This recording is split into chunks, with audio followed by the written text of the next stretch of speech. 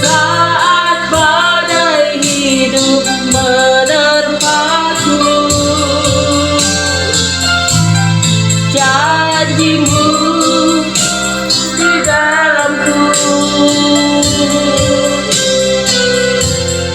Pulihkan jiwaku,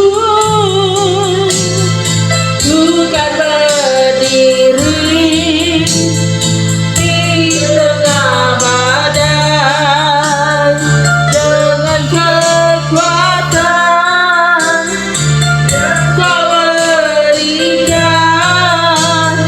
Sampai kapanpun ku kan bertahan,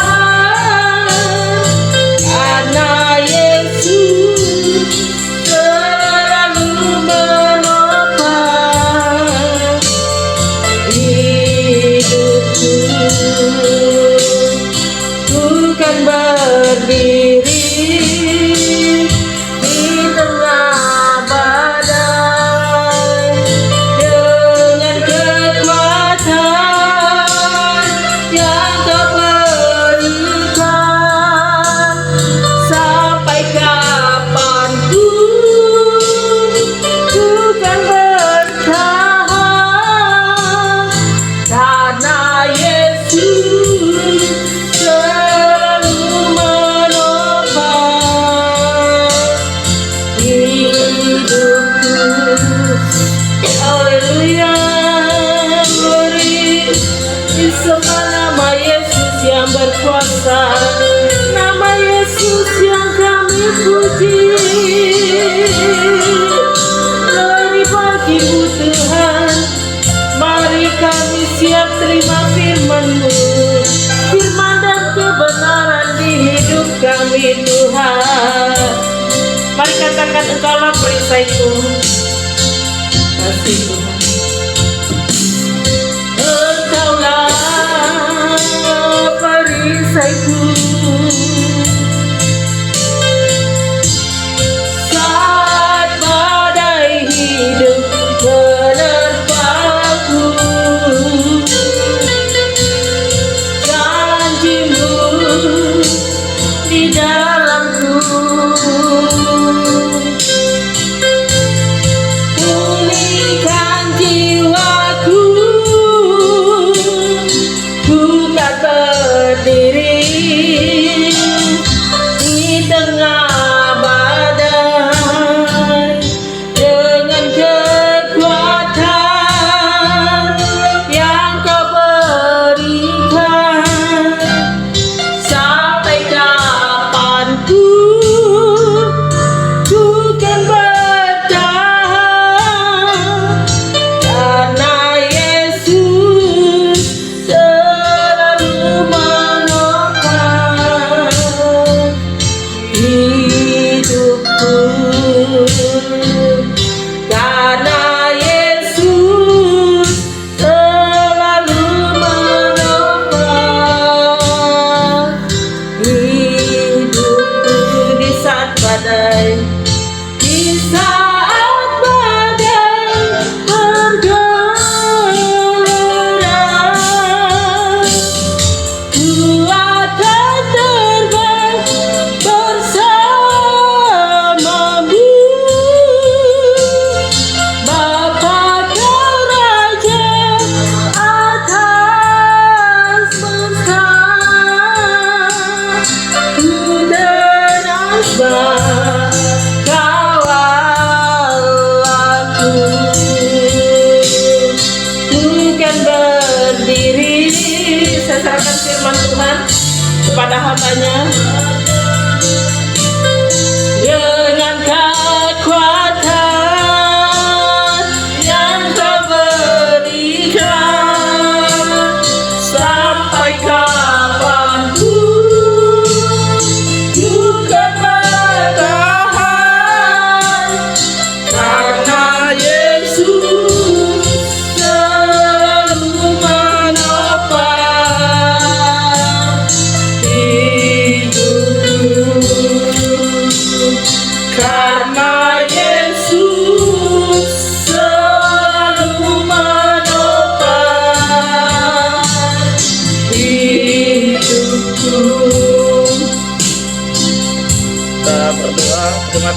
mengucap syukur Tuhan untuk kebaikan, kesetiaan, kemurahan luar biasa dan ajaib ya Bapa.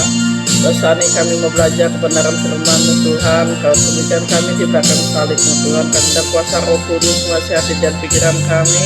Dan juga berdoa ada kuasa kelapan Roh yang tetap tenang untuk juga kebenaran firman-Mu. Kami satu hati, kami kepatah kuasanya di dalam nama Yesus dan kuasa Roh Kudus menguasai kami. Tempat ruangan ini terpujilah Bapa. Kristus berhaleluya, amin. Salam. Salam. Apakah ada sukacita? Kita akan buka firman Tuhan Matius pasal 10 ayat 16. Lihat, aku mengutus kamu seperti domba ke tengah-tengah serigala. Sebab itu hendaklah kamu cerdik seperti ular dan tulus seperti merpati. Silakan duduk. Pada pagi hari ini kita akan belajar kebenaran firman Tuhan, yaitu tulus seperti merpati, cerdik seperti ular. Cerdik seperti ular dan menjadi tulus seperti merpati. Ular sebenarnya tidak dikategorikan sebagai hewan yang cerdik, tetapi dia adalah sebagai binatang yang licik. Bisanya ular itu yang mematikan dan panutannya yang seperti kilat ketika menyergap mangsa yang tidak siap, menunjukkan sikap kelicikan dari ular. Di sini kita belajar di mana Tuhan Yesus mengatakan bahwa kita harus belajar cerdik seperti ular. Nah, dan kita harus memiliki hati yang tulus seperti merpati. Kalau merpati yaitu sejenis burung yang mampu terbang berkilo-kilometer jauhnya kembali ke tempat asalnya. Dan di sini kita melihat merpati dipakai adalah simbol daripada PT Pos ya. Di situ dinyatakan bahwa mengantarkan surat ke tempat dan tujuannya. Walaupun jaraknya jauh, di mana letak ketulusannya yaitu ketulusan merpati. Banyak orang menganggap merpati itu putih, lambang perdamaian karena sifatnya yang elok dan bulunya yang melambangkan kesucian. Namun tak sedikit pun merpati, dan juga ada merpati yang warnanya abu-abu, coklat, belang dan berbintik-bintik. Di sini saya ingat waktu masih kecil yaitu si Joshua ya, waktu dia lihat burung merpati itu dia katakan ini burung dari surga. Waktu itu umurnya baru 1 tahun. Nah, di sini kita lihat bahwa cerdiknya seperti ular, tulus seperti merpati.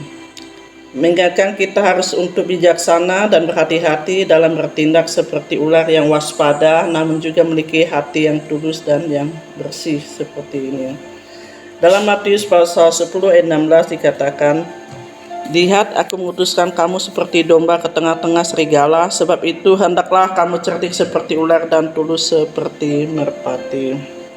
Dan dikatakan bahwa di mana Tuhan mengutuskan kita murid-murid-Nya di tengah dunia yang penuh dengan tantangan. Kita lihat bahwa pada akhir zaman ini bahwa kita lihat keadaan yang luar biasa yang kita alami. Kita lihat banyak hal yang kita alami bahwa kita di tengah-tengah serigala. Tuhan mengutuskan kita seperti domba di tengah-tengah serigala. Maka kita akan belajar dalam kehidupan kita sehari-hari ini yaitu kita memiliki hati yang tulus seperti merpati. Nah, cerdik seperti ular.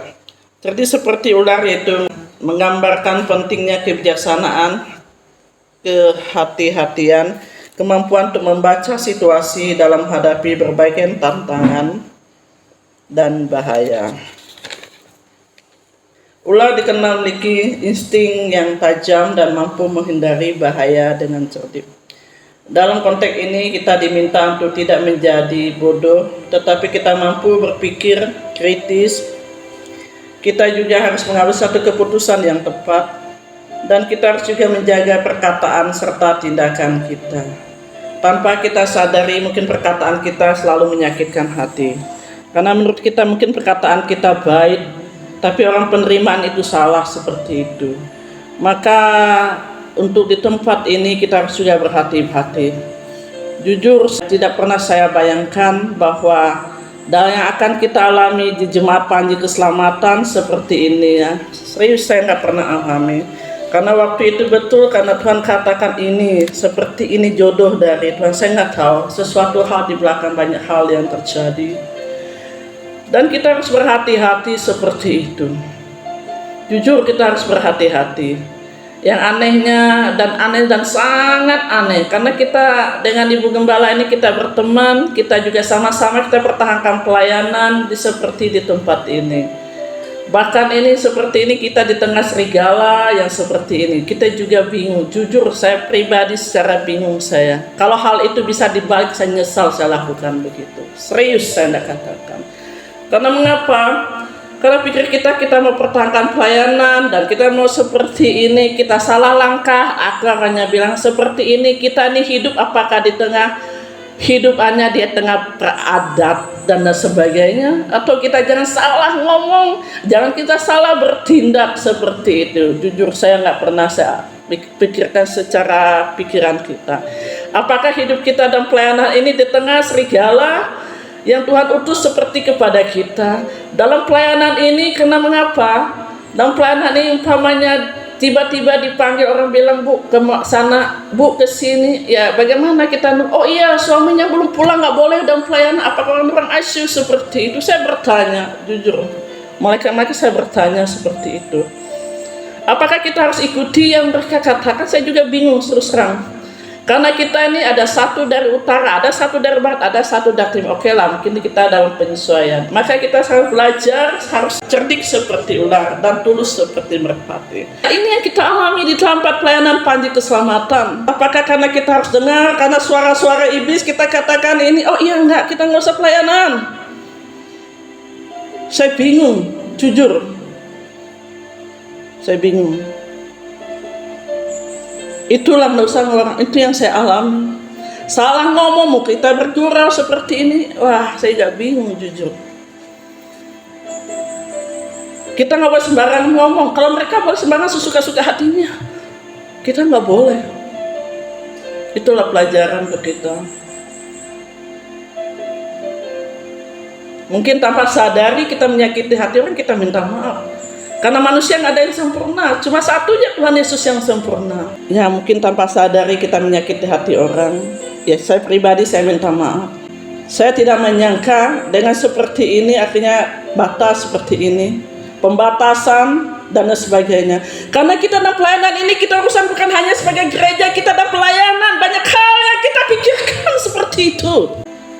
Saya bertanya, Tuhan hanya seperti ini kan yang terjadi? Ataukah saya akan mundur dan pelayanan kalau begini? Bingung saya jujur. Salah ngomong, bisa jadi orang datang bermobil-mobil. Saya bilang jujur, saya bilang tak alergi saya sudah alergi. Keluarga saya sudah ada 2 tempat. Malam itu harus bayar, ada 30 juta. Harus seperti darahnya jual rumah. Jujur saya bingung. Jujur saya pribadi saya sedih.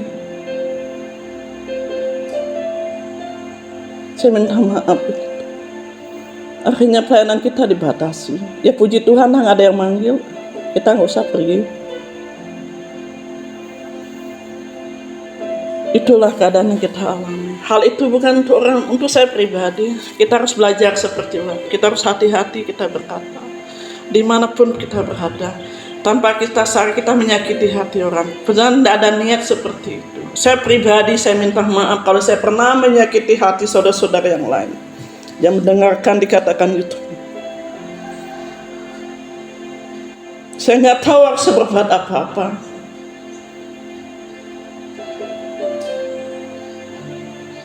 Cukup berat sebagai anak Tuhan.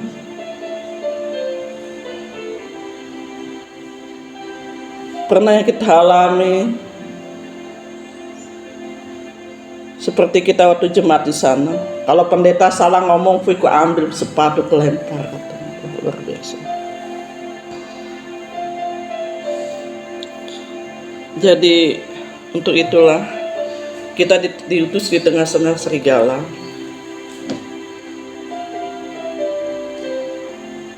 Mungkin banyak hal yang itu. Akhirnya kita harus berhati-hati. Jujur harus berhati-hati.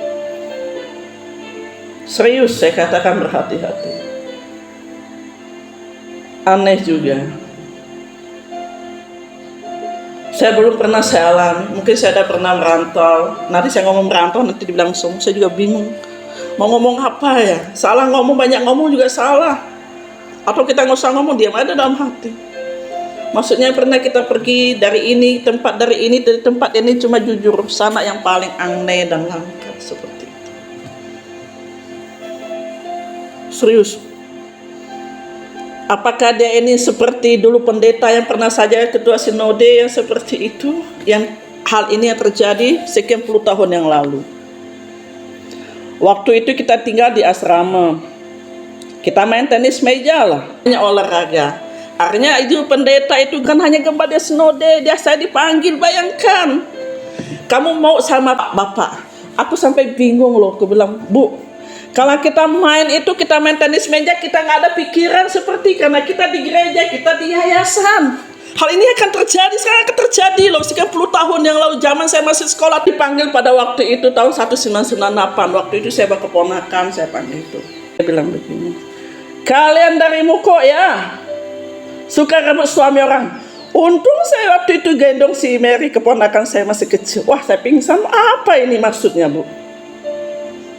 Karena kamu punya main tenis meja sama bapak.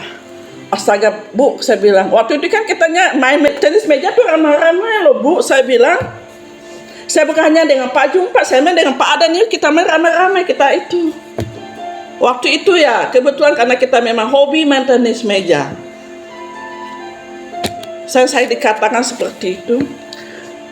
Waktu itu saya katakan Pak Pilo, saya berhenti dari yayasan, nggak mau lah, saya minta maaf, saya bilang. Aneh juga tuh bilang, ngapa? Mereka kan panggil saya Amoy, karena itu. Begini saya cerita, saya juga bingung seperti itu.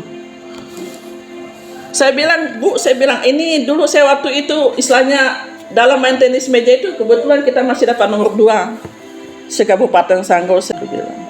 Ini saya jual tuh, saya bilang, karena saya nggak tinggal asrama. Itu jadi bilang karena nggak punya duit. Aduh, aku bilang bingung lagi, serius ini. Bayangkan, hal inilah yang terjadi sekarang.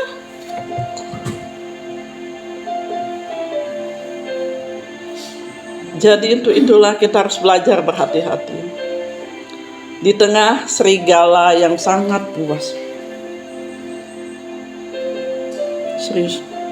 Orang sudah mengintai-ngintai. Tuhan, apakah ini kita harus batasi pelayanan? Nanti gini kita harus turun makan. Nah, salah lagi kena. Aduh, aku nggak habis pikiran jujur, serius. Betul.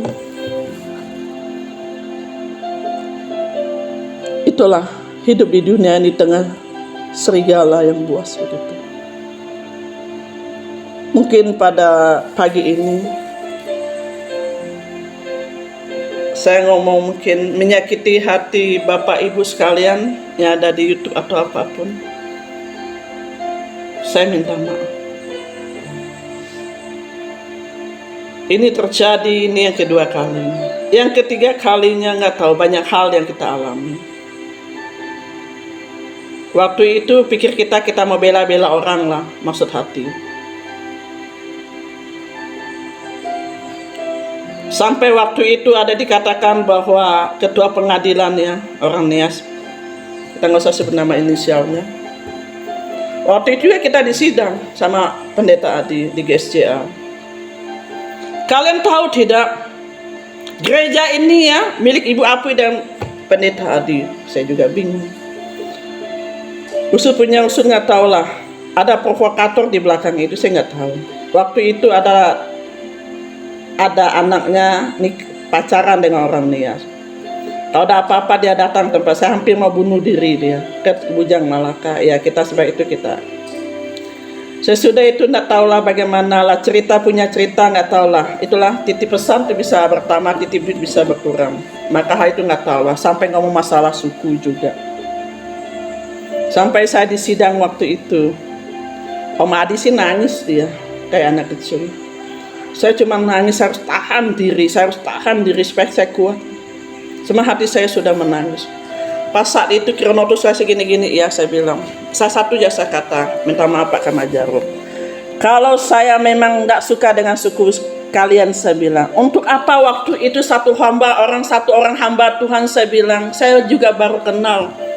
Dia hamil, di luar nikah, datang dia. Waktu itu ada sinode yang telepon, Bu Afi bisa nggak datang ke sini? Saya bilang, apa salah saya ya? Kita nggak sama-sama sinode. Begini dia cerita, boleh nggak Bu minta tolong? Ini karena hamil katanya titip tempat ibu. Saya juga mikir adik saya juga belum menikah. Lalu saya bilang minta maaf lah, nanti orang serang ke rumah saya. Bukan saya nggak mau bantu. Akhirnya gimana dan sebagainya. Kita ngomong dengan itu sepupu. Oh iya cek, kita ke sana tempat om lah. Boleh. Disitulah saking kita mau bantu orang. Rupanya dia gini bilang, Bu, saya pun nggak tahu. Waktu itu saya sudah ingatkan, hati-hati, aku bilang. Saya dikasih handphone, Bu, 2 jutaan. Seperti ini. Aku bilang hati-hati. Ngapa, Bu? Nanti kamu, aku udah bilang hati-hati, dia nggak mau. Bisa kamu apes, aku bilang. Karena ngapa? Nanti orang laki-laki kasih tahu, mana buktinya kau mencintai aku. Selesai. Akhirnya punya cerita saya ditelepon gini-gini sebagai akhirnya kita bagaimanapun kita masih punya hati nurani ya. Lalu dia bilang, dikasih tahu si Node itu bilang gini, dia kena adat apa ya? Aku mau bilang apa? Maksud saya begini, saat kalian pekerjakan seperti ini, ngapa kalian harus lempar kepada orang? Mengapa kalian bisa enggak bantu? Nah, disitulah akhirnya dibantu dan sebagainya. Bukan saya bantu, mungkin kita hanya lewat di jalan saja sebagai jembatan. Ya puji Tuhan akhirnya dia bisa melahirkan. Akhirnya saya harus bawa ke rumah sakit. Dan bagaimana suami tanya itu, saya geleng kepala oleh maklum. Yang penting itu bisa melahirkan dengan baik. Satu sisi berjalannya waktu akhirnya saya di sidang betul. Saya bilang kalau saya tuh punya jahat itu saya tidak akan bantu. Saat itu orang hamil. Karena mereka bilang, C, kalau kita nggak bantu C, nanti dia bunuh diri, kasihan. Seperti itu. Maka saya katakan begini, Pak, aku bilang, semua saya bilang, dengan tunduk saya katakan, Pak, titip pesan bisa bertambah, Pak, titip uang bisa berkurang. Akhirnya berjalannya waktu pembangunan di sana, akhirnya saya dipanggil Pak Kohwa. Moy dibilang, ngapa? Om, aku bilang, benar kamu katakan, titip pesan bisa bertambah, titip uang berkurang. Maksudnya apa? Ada sumbangan 9 juta, dia bilang 10 juta. Aku bilang begini, kamu bagaimana? Kalau memang mau 10 juta, ya om tambah 1 juta. Kalau memang 9 juta, ya harus 9 juta. Memang kadang kita ngomong jujur, ngomong kebenaran susah. Untuk kamu bagaimana? Ya sembarangan tulis saja, paling saya nyalakan laporan. Benar kamu bilang, titip uang bisa berkurang. Seperti itulah terjadi. Jadi salah sidang menindak itu saya dah 2 kali, ini mau ketiga kali saya nggak tahu. Saya harus berhati-hati, serius. Nggak tahu lah, apakah dengan perkataan, dengan sikap saya juga harus berhati-hati. Saya nggak nyangka. Karena mau perjuangkan, akhirnya kita perjuangkan. Karena kita kesal, akhirnya kita ngomong kata yang salah. Salah juga kita. Aku nggak tahu lah. Mungkin harus saya belajar memiliki hati yang malaikat ya. Tapi itulah manusia. Karakter saya itu memang nggak bagus. Tapi seorang wanita persoalan punya hati nurani seperti itu. Jadi mohon maaf lah, mungkin hari inilah kita curhat. Kembali kepada sekarang ini, kepada firman Tuhan.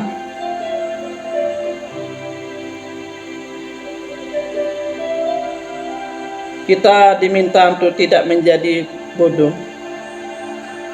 Kita mampu berpikir kritis. Kita harus mengambil satu keputusan yang tepat. Dan kita harus menjaga perkataan serta tindakan kita. Tulus seperti merpati menekankan pentingnya ketulusan hati, kebaikan, niat baik dalam segala tindakan. Merpati dikenal sebagai simbol kedamaian, kesetiaan, dan ketulusan. Kita diminta untuk memiliki hati yang bersih, tidak berniat jahat, dan selalu membawa kebaikan bagi orang lain. Renungan ini juga mengajarkan kita untuk menyeimbangkan antara kecerdasan dan ketulusan dalam menjalani kehidupan. Kita perlu cerdik dalam menghadapi berbagai situasi. Namun kita tetap harus menjaga ketulusan hati, tidak menyalahgunakan kecerdasan kita untuk kepentingan untuk pribadi maupun kepentingan orang lain. Dengan kata lain, kita harus berhikmat, berakal budi, memiliki motivasi yang benar dalam setiap tindakan yang kita lakukan.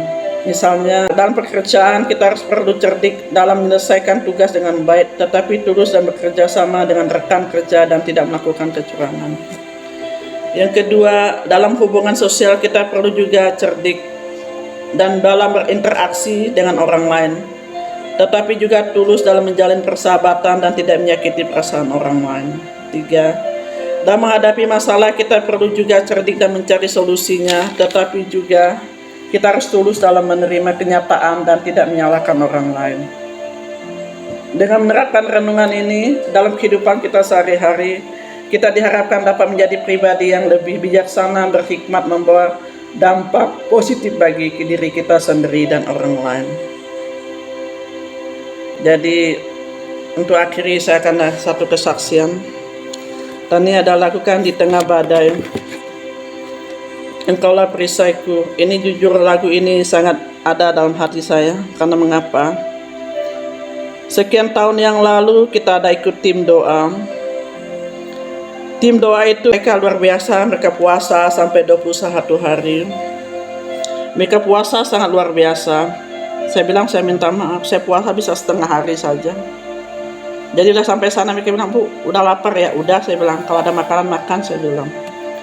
Nah, situlah kita luar biasa, kita dalam 2 hari dalam doa. Saya tiba-tiba waktu nyanyi itu saya ingat bahwa dalam seperti itu akhirnya teman kita satu persatu gugur. Ada yang mereka gugur dalam pelayanan, ada karena mengikuti suami akhirnya dia kena stroke. Ada teman kita yang dipanggil Tuhan, ada juga teman kita meninggalkan pelayanan. Dan seperti itu saya lihat tim doa lagi itu akhirnya tim doa kita bubar. Jadi kita sebagai anak-anak Tuhan jangan sampai ada masalah kecil kita lalu mengundurkan diri. Mungkin kita harus menguatkan hati. Kadang-kadang kita manusia, kadang kita tidak sanggup dan tidak mampu.